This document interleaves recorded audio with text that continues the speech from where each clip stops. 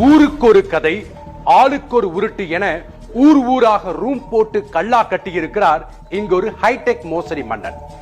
Reserve bank பெயரில் கம்பி கட்டிய பலே திருடனை காவல்துறையினர் கம்பி எண்ண வைத்திருக்கும் கதை இது. ஆளுங்கட்சி கொடி, ஆளுயர ரோஜா மாலை, கரை வேட்டி, ஃபார்ச்சூனர் கார், சுற்றிலும் 10-15 ஜிம் பாய்ஸ், இளைப்பாற இளம் பெண்கள், கட்டுக்கட்டாக கரன்சி நோட்டுகள்.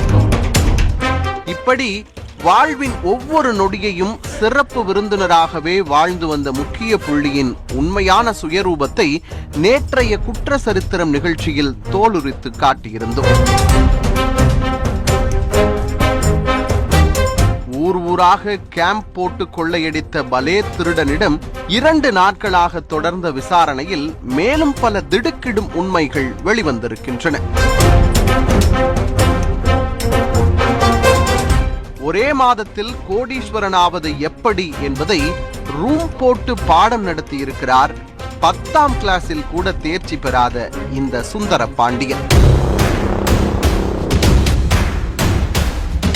ஆம், அகிலமே அதிர்ந்து போகும் அளவிற்கு சுந்தர பாண்டியன் அளந்துவிட்ட பொய்கள் டன் கணக்கில் கொட்டி கிடக்கின்றன.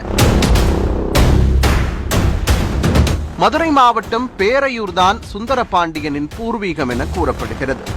சில ஆண்டுகளுக்கு முன்பு வரை சதுரங்க வேட்டை திரைப்பட பாணியில் ரைஸ் புல்லிங், இரிடியம் போன்ற சாதாரண உருட்டுகளை உருட்டியவர் டெக்னாலஜி வளர வளர தன்னுடைய மோசடி யுக்திகளையும் அப்கிரேட் செய்திருக்கிறார்.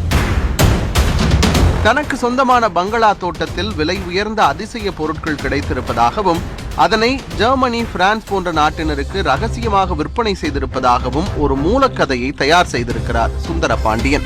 அதன் பிறகு அந்த கதைக்கு ஸ்கிரீன் பிளே எழுதுவதற்கு ரூம் போட்டு யோசித்தவர் வெளிநாட்டிலிருந்து விற்ற பொருளுக்கான பணத்தை இந்தியாவிற்குள் கொண்டு வருவதற்கு பல சிக்கல்கள் இருப்பதாக கூறி கதைக்கு அழுத்தம் சேர்த்திருக்கிறார். இதையடுத்து தன்னுடைய பெயரில் ரிசர்வ் பேங்க் ஆஃப் இந்தியாவிற்கு 5000 கோடி ரூபாய் பணம் வந்திருப்பதாகவும் அதனை அரசாங்கம் ரிலீஸ் செய்வதற்கு பல லட்சங்களை கட்ட வேண்டியுள்ளதாகவும் அதற்கு முதலில் அறக்கட்டளை தொடங்கி ஆட்களை சேர்க்க வேண்டும் என கதைக்கான ஒரு இலக்கை நிர்ணயித்திருக்கிறார். இதையடுத்து சுந்தர பாண்டியன் கதையை பிரம்மாண்டமாக மாற்றுவதற்கு கதை இலாக்கா மும்முரமாக வேலை செய்திருக்கிறது. ரிசர்வ் பேங்க் பெயரில் போலி ஆவணங்களை தயார் செய்து அதில் தலை சுற்றி போகும் அளவிற்கு ஒரு தொகையினை அக்கவுண்ட் பேலன்ஸாக குறிப்பிட்டு அறக்கட்டளைக்கு ஆட்களை சேர்த்திருக்கிறார்கள். எப்படியும் சுந்தர பாண்டியனுக்கு 5000 கோடி ரூபாய் வரப்போகிறது என நினைத்த அறக்கட்டளையின் பயனாளிகள் ரிசர்வ் பேங்கில் இருந்து பணத்தை ரிலீஸ் செய்வதற்கான வேலைகளில் இறங்கி இருக்கிறார்கள். ஊர் கூடி தேர் இழுத்தால்தான் அது நடக்கும் என சுந்தர பாண்டியன் பஞ்ச் வசனம் பேச கோடீஸ்வரனாகும் ஆசையில் பல அப்பாவி மக்கள் மகளின் திருமணத்திற்கு சேர்த்து வைத்திருந்த பணத்தையும் மனைவியின் தாலி கொடியையும் பரம்பரை சொத்தையும் விற்று சுந்தர பாண்டியனிடம் லட்ச லட்சமாக கொட்டி இருக்கிறார்கள்.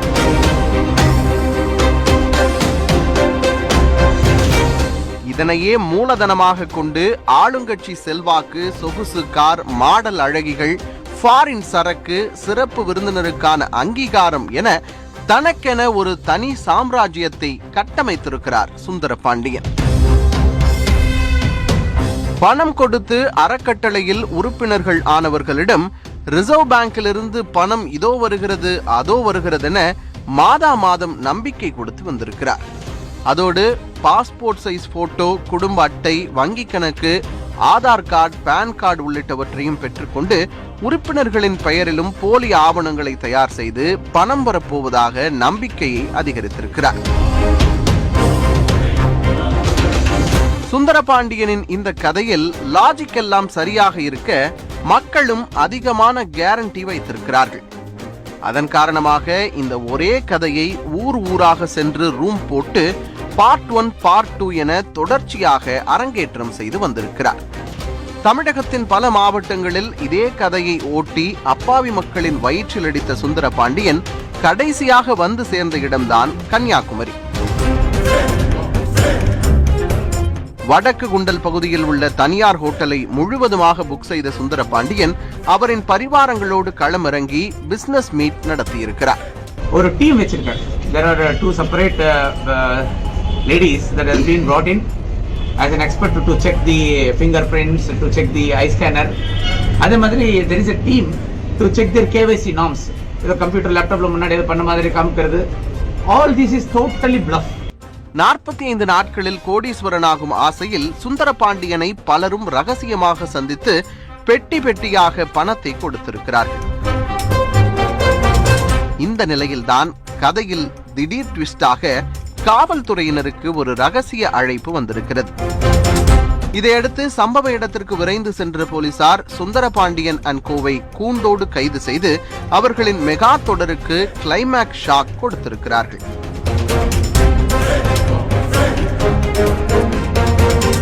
இதுவரை சுந்தரபாண்டியனிடமிருந்து 11 லட்சம் பணம், 3 சொகுசு கார்கள், 20க்கும் மேற்பட்ட செல்போன்கள், ஐபேட், லேப்டாப் மற்றும் பயோமெட்ரிக் கருவிகள் உள்ளிட்டவற்றை பறிமுதல் செய்திருக்கிறார்கள்.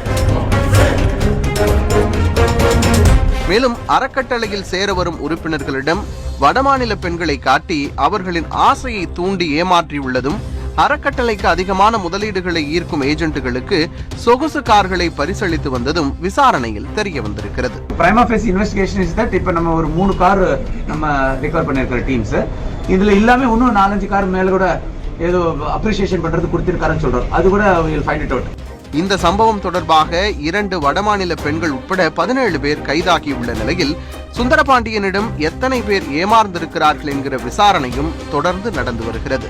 இந்த டீடைல்ஸ் பார்த்துட்டு யாராவது பாதிக்கப்பட்ட மக்கள் இருந்தா நம்ம Kanyakumari போலீஸ்னு they can contact over the phone and if needed they can also come here and they can share what is the cheating that has been done to them. அது கூட இந்த இன்வெஸ்டிகேஷன்ல நம்ம கொண்டு வந்துரும். காவல்துறையினரின் முழுமையான விசாரணைக்கு பிறகு ரிசர்வ் பேங்க் பெயரில் மோசடி செய்து வரும் மேலும் பல அறக்கட்டளைகளும் சிக்கும் என எதிர்பார்க்கப்படுகிறது.